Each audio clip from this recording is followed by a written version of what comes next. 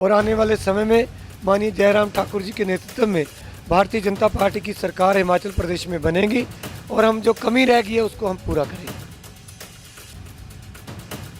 कांग्रेस लोगों को झूठे सपने दिखा रही है।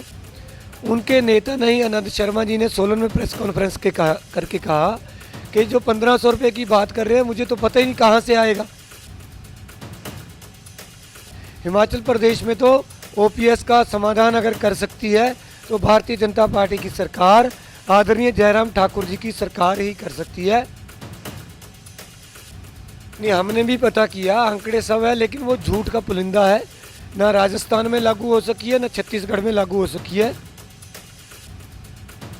जब से परमजीत पम्मी विधायक बना है, रिकॉर्ड तोड़ पैसा दून विधानसभा क्षेत्र के अंदर लगा है।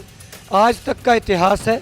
इस बात को कांग्रेस के लोग भी दबी जबान में स्वीकार करते हैं कि जितना विकास 2017 से 2022 तक जयराम ठाकुर जी के आशीर्वाद से दून विधानसभा क्षेत्र के अंदर हुआ है, जितना पैसा दून विधानसभा क्षेत्र को 2017 से 2022 तक मिला है, आज तक के इतिहास में कभी ऐसा नहीं हुआ।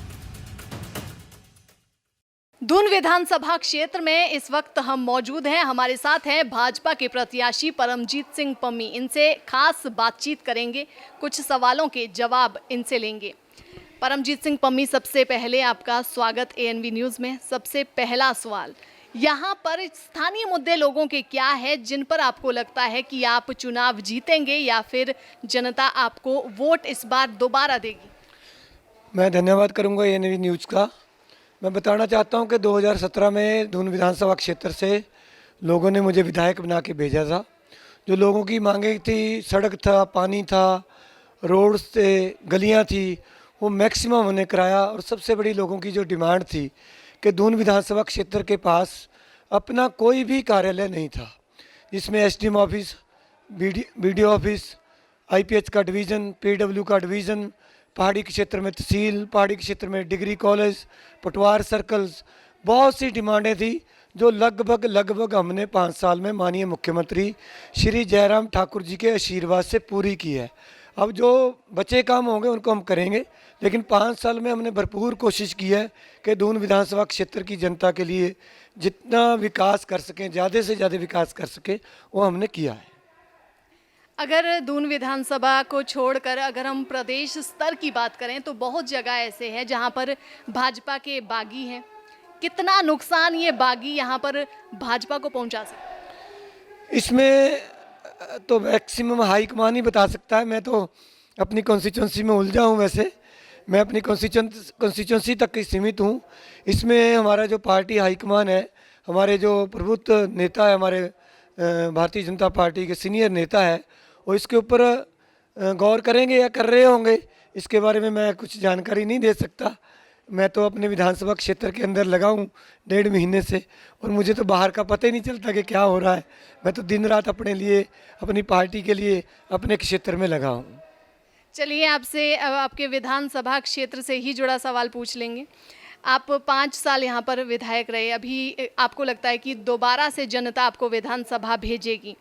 5 सालों में यहाँ के जो रास्ते हैं, रोड है, खस्ता हालत में अभी भी है। अगर देखा जाए तो रास्तों की हालत बहुत खस्ता है। सामने से गलियाँ देखी, गंदगी बहुत है। सबसे ज़्यादा अगर आप यहाँ पर बात की जाए तो जो दुर्घटनाएं हैं, रोड एक्सीडेंट्स यहाँ पे बढ़ते ही जा रहे हैं।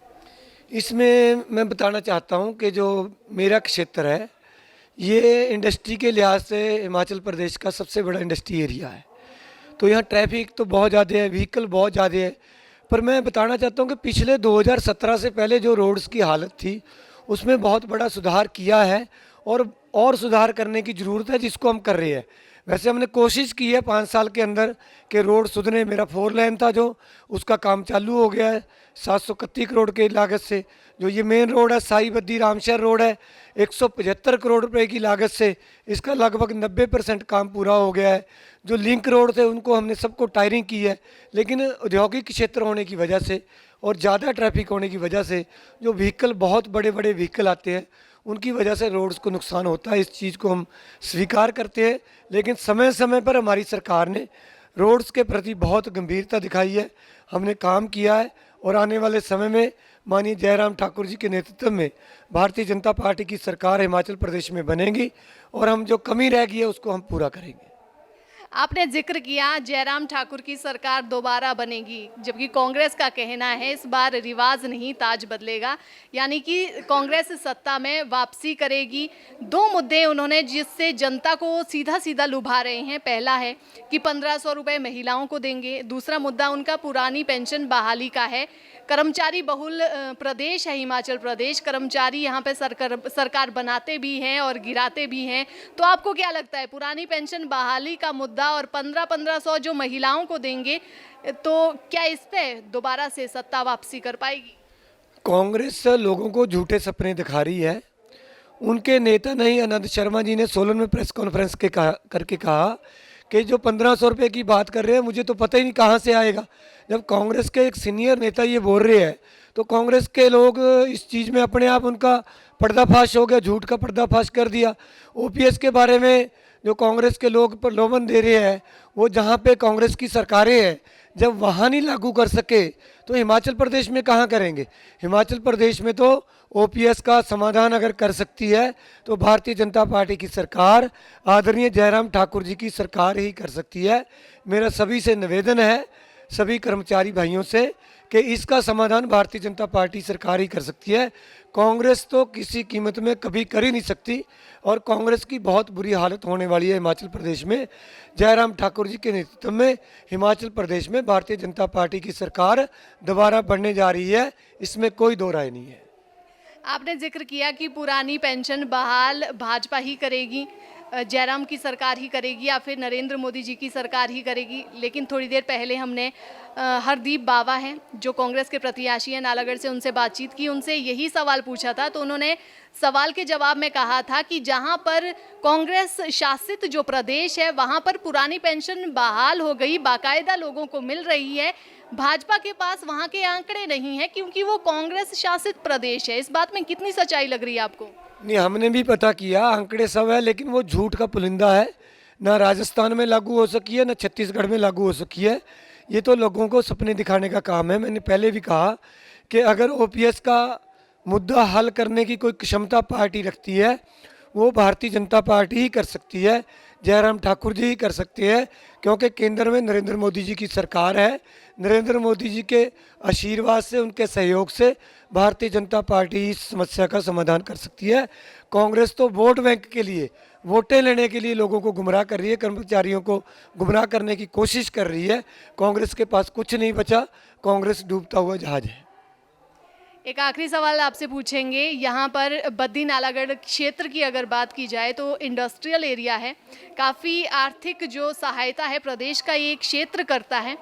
तो जो बातें सुनने को मिलती है, सरकार चाहे कोई भी हो, कांग्रेस की हो, भाजपा की हो, यहाँ के जो विधायक होते हैं, स्थानीय विधायक, वो यहाँ का पैसा यहाँ लगाने में सक्षम नहीं है। यहाँ का पैसा जो सरकार होती है ऊपरी हिमाचल में या फिर कहीं हिमाचल के अन्य कोनों में लगता है। क्या इस बात में सच्चाई है?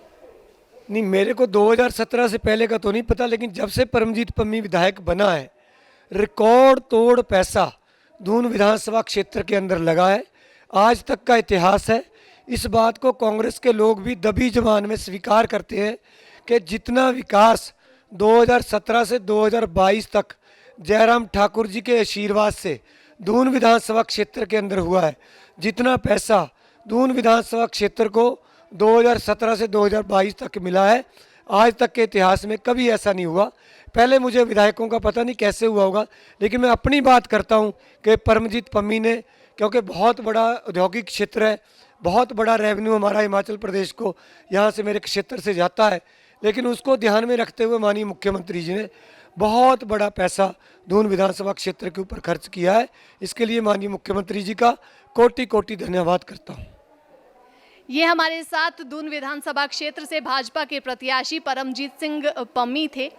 काफ़ी आश्वस्त ये भी अपनी जीत को लेकर लग रहे थे। जैसे हर प्रत्याशी अपनी जीत को लेकर काफ़ी आश्वस्त है, वैसे परमजीत सिंह पम्मी भी काफ़ी आश्वस्त अपनी इस जीत को लेकर लग रहे हैं। हालांकि फैसला जनता का है। 12 नवंबर को हिमाचल प्रदेश में विधानसभा चुनाव होने हैं। 8 दिसंबर को तय हो जाएगा कि किस पर जनता का विश्वास है। क्या जनता इस बार भाजपा के साथ जाएगी या फिर कांग्रेस के साथ जाएगी? कौन से विधायक होंगे जो जनता के स्थानीय मुद्दों को उठाएंगे, जनता के दिल को जीत पाएंगे और अपने क्षेत्रों में विकास करवा पाएंगे? क्योंकि वोट तो विकास को ही मिलेगा। देखते रहिए ANV न्यूज़।